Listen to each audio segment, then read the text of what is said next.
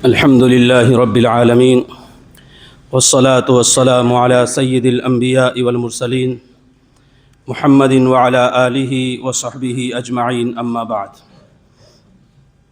فأعوذ بالله من الشيطان الرجيم بسم الله الرحمن الرحيم إن في خلق السماوات والأرض واختلاف الليل والنهار لآيات لأولي الألباب۔ اللہ رب العزت کا ارشاد ہے کہ زمین اور آسمان کی بناوٹ اور پیدائش میں اور دن اور رات کے آنے جانے میں عقل والوں کے لیے نشانیاں ہیں۔ اللہ کا فضل ہے اور اس کا کرم ہے کہ عیسوی کیلنڈر کا ایک سال اور مکمل ہوا اور دوسرا سال شروع ہوا۔ اس طرح ہم 2026 میں اس وقت ہیں۔ دیکھا جائے تو عمومی طور پر دو کیلنڈر دنیا میں بہت مشہور ہیں۔ ایک کیلنڈر وہ ہے جو ہجری کیلنڈر ہے اور دوسرا کیلنڈر وہ ہے جو عیسوی کیلنڈر ہے۔ ہجری کیلنڈر رسول پاک علیہ الصلاۃ والسلام کی ہجرت کی طرف منسوب ہے اور اس کا پہلا مہینہ محرم ہے اور آخری مہینہ ذی الحجہ ہے۔ عیسوی کیلنڈر کی جہاں تک بات ہے تو اس کو حضرت عیسیٰ علیہ الصلاۃ والسلام کی ولادت کی طرف منسوب کیا جاتا ہے اور اس کا آغاز جنوری سے ہوتا ہے اور اس کا اختتام دسمبر پر ہوتا ہے۔ اس طرح سے یہ دونوں کیلنڈر اور دونوں جنتریاں ہمارے روز و شب کے معمولات میں ہیں۔ سال کا آنا اور جانا اور دن اور رات کا بدلنا یہ اللہ تعالیٰ کی نشانیوں میں سے ایک نشانی ہے اور یہ سلسلہ ازل سے ہے اور ابد تک رہے گا، یعنی جب تک اللہ رب العزت چاہیں گے اس وقت تک یہ پورا نظام قائم و دائم رہے گا۔ جب بھی نیا سال شروع ہوتا ہے تو ہم سے کچھ مطالبہ کرتا ہے، خاص طور سے دو باتیں۔ ہر ایک آدمی سے وہ دو باتیں نیا سال مانگتا ہے اور اس سے مطالبہ کرتا ہے۔ سب سے پہلی چیز یہ ہے کہ ماضی کا جائزہ اور دوسری بات یہ کہ آئندہ کا پروگرام، یعنی ماضی میں گزشتہ سالوں میں، گزشتہ زمانے میں، گزشتہ دنوں میں، گزشتہ گھنٹوں میں اور لمحات میں جو ہم نے کیا ہے اس کا جائزہ لیں کہ کیا وہ فائدے کی چیزیں تھیں یا نقصان کی چیزیں تھیں، اور آئندہ کے لیے کیا ہم نے منصوبہ بندی کی ہے، کیا پروگرام بنایا ہے، کیا لائحہ عمل طے کیا ہے۔ یہ دو باتیں ہیں جو انسان کو کامیابی تک پہنچاتی ہیں اور اس کی منزل کو ترقی سے ہمکنار کرتی ہیں۔ اسی کو دوسری زبان میں محاسبہ کہا جاتا ہے۔ محاسبہ کا مطلب یہ ہوتا ہے کہ انسان جائزہ لیتا رہے کہ نفع کس میں ہے، نقصان کس میں ہے۔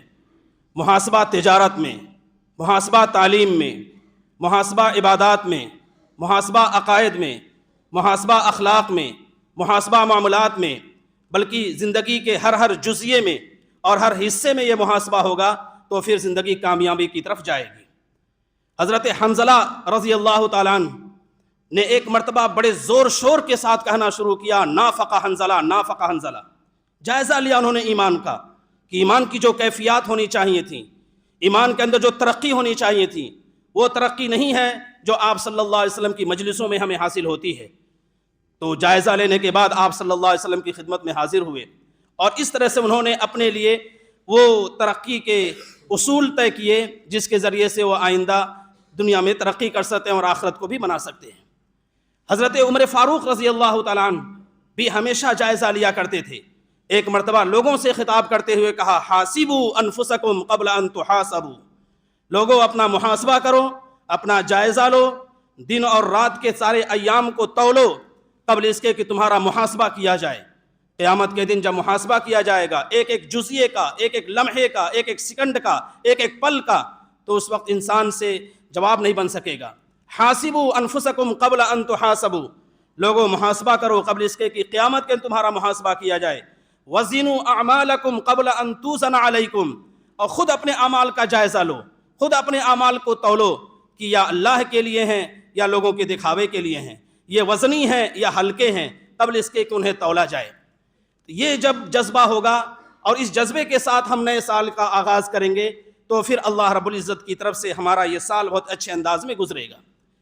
جب بھی نیا سال آتا ہے تو ایک بات یہ بھی ذہن میں آتی ہے کہ ہمیں بہت خوشی ہوتی ہے کہ ہم نے گویا کہ اپنی عمر کے اتنے مرحلے پورے کر لیے، اپنی زندگی کا اتنا حصہ طے کر لیا، لیکن اسی کے ساتھ ساتھ یہ پہلو بھی ذہن میں رہنا چاہیے کہ ہم نے گویا کہ اپنے آپ کو موت سے اتنے سال قریب کر لیا، یا قبر سے اتنا حصہ اپنے آپ کو قریب کر لیا۔ خوشی کے ساتھ ساتھ اس پہلو کو بھی اگر ہم ذہن میں رکھیں گے کہ موت آنے والی ہے، قبر سے ہماری نزدیکی بڑھ رہی ہے، تو پھر انسان کی زندگی صحیح رخ پر گزرے گی۔ اور یہی وہ چیز ہے جس کی طرف اللہ تعالیٰ نے قرآن کریم کے سورہ حشر میں اشارہ فرمایا ہے، یا ایھا الذین آمنوا اتقوا اللہ ولتنظر نفس ما قدمت لغد۔ اے ایمان والو، اللہ تعالیٰ سے ڈرو اور ہر انسان غور کر لے کہ اس نے کل کے لیے کیا پیش کیا ہے، اور اللہ سے ڈرتے رہو، اللہ تعالیٰ تمہارے اعمال سے خوب واقف ہے۔ تو یہ اللہ رب العزت نے ہمیں یہ موقع دیا ہے، ہمیں یہ لمحات دیے ہیں، ہمیں یہ زندگی عطا فرمائی ہے، اور اس زندگی کے بارے میں جیسا کہا گیا یہ آخرت کی کھیتی ہے۔ اس زندگی میں ہم جیسا کام کریں گے اسی قدر اس کا نتیجہ ہمارے لیے اس زندگی میں بھی اور اخروی زندگی میں ہمارے لیے ظاہر ہوگا۔ تو ضروری ہے کہ ہم اپنے اعمال کا جائزہ لیتے رہیں۔ قرآن کریم کے سورہ فاطر میں اللہ تعالیٰ نے ہماری توجہ اس طرح بھی مبذول فرمائی ہے اور کہا ہے کہ ہم پوچھیں گے قیامت کے دن کہ ہم نے تم کو عمر دی تھی، تم نے اس عمر کے اندر اپنے آپ کو اچھے بننے کے انتظامات کیوں نہیں کیے؟ اولم نعمرکم ما یتذکر فیہ من تذکر وجاءکم النذیر۔ کیا ہم نے تم کو عمر نہیں دی تھی؟ کیا ہم نے تم کو جوانی نہیں دی تھی؟ کیا ہم نے تم کو مال نہیں دیا تھا؟ کیا ہم نے تم کو اسباب نہیں دیے تھے؟ کیا ہم نے تم کو علم نہیں دیا تھا؟ یہ تمام چیزیں ہم نے تمہارے لیے فراہم کی تھیں، لیکن تم نے اپنے آپ کو اچھا کیوں نہیں بنایا؟ اس وقت انسان کہے گا لو کننا نسمع او نعقل ما کننا فی اصحاب السعیر۔ اے کاش اگر ہم سمجھتے اور ہم سنتے اور ہم عقل و خرد سے کام لیتے تو ہم جہنمیوں میں نہ ہوتے۔ اس وقت یہ بھی انسان فریاد کرے گا کہ اے میرے رب، ہمیں دنیا میں بھیج دیجئے تاکہ ہم جا کر وہاں اچھا عمل کر لیں اور پھر ہم آئیں گے تو بہت اچھے ہو جائیں گے۔ اللہ تعالیٰ سخت انداز میں ہے کہ کلا انہا کلمۃ ہوا قائلھا، یہ سب باتیں ہیں، یہ باتیں بنا رہے ہو، جاؤ گے دنیا میں تو پھر تمہاری وہی کیفیت ہوگی۔ تو یہ زندگی جو اللہ رب العزت نے دی ہے، اس زندگی کے اندر ہمیں وہ کام کرنے ہیں جس کام کے ذریعے سے ہمارا اللہ ہم سے خوش ہو، ہمارا رب ہم سے راضی ہو۔ زندگی کے جو لمحات گزر گئے ان کی طرف نظر نہ کر کے بلکہ ان کا جائزہ لے کر آئندہ کے لیے جب منصوبہ بندی کی جائے گی تو اللہ تعالیٰ کی طرف سے صحیح انعامات کا فیصلہ ہوگا۔ فضیل ابن عیاض رحمۃ اللہ علیہ، ان کی زندگی پاپ میں گناہ میں گزری، لیکن انہوں نے توبہ کی تو اس کے بعد اللہ تعالیٰ نے ان کی زندگی کے اندر ایسا انقلاب پیدا کیا کہ وہ اللہ کے ولیوں میں شامل ہو گئے۔ جس وقت انسان انقلاب کا فیصلہ کر لے، تبدیلی کا فیصلہ کر لے، اس وقت وہ تبدیلی اس کے اندر آ سکتی ہے۔ یہ تو بالکل نہیں انسان کے ذہن میں رکھنا چاہیے کہ ہمارے پاپ کتنے ہیں، ہمارے گناہ کتنے ہیں، ہماری لغزشیں کتنی ہیں، ہماری خطائیں کتنی ہیں۔ اللہ تعالیٰ تو فرماتا ہے کہ لو بلغ ذنوبک عنان السماء، اگر آسمان کی بلندیوں تک تمہارے گناہ پہنچ جائے پھر بھی تمہاری بارگاہ میں آؤ گے تو ہم تمہارے گناہ کو معاف کر دیں گے۔ یہ اللہ تعالیٰ کی طرف سے اعلان ہے۔ لہٰذا اگر ہم نئے سال کا جشن مناتے ہیں اور لوگ مناتے ہیں تو ایسے موقع پر ہمیں اس بات کو یاد رکھنا چاہیے کہ ہمیں اللہ تعالیٰ کے یہاں جانا بھی ہے، ہم موت سے قریب ہو رہے ہیں، ہمیں اپنی زندگی کا حساب دینا ہے۔ اگر یہ بات ہوگی تو پھر اللہ تعالیٰ کی طرف سے خیر کے فیصلے ہوں گے۔ بخاری شریف کی روایت ہے کہ دو چیزیں ایسی ہیں جس میں عام طور پر لوگ غفلت میں رہتے ہیں، نعمتان مغبون فیہما کثیر من الناس الصحۃ والفراغ۔ دو نعمتیں ایسی ہیں جس میں عام طور پر لوگ غفلت میں رہتے ہیں اور اس کو نظر انداز کر دیتے ہیں۔ ایک صحت، اللہ تعالیٰ نے اچھی صحت دی ہے، انسان کھاتا پیتا ہے، سوتا جاگتا ہے، لوگوں سے ملاقات کر رہا ہے، اس صحت پر شکر ادا کرنا چاہیے۔ بلکہ حدیث میں تو آیا ہے کہ روزانہ جب انسان صبح کرتا ہے تو اس کے ہر جوڑ پر صدقہ ہے۔ کل سلامہ من الناس علیہ صدقہ۔ کیسے صدقہ وہ ادا کرے گا؟ آنکھ کو اس کام کے لیے استعمال کیے، ہاتھ کو اس کام کے لیے استعمال کیے جس کے لیے اللہ نے پیدا کیا ہے، تو یہ اس کا صدقہ ہے۔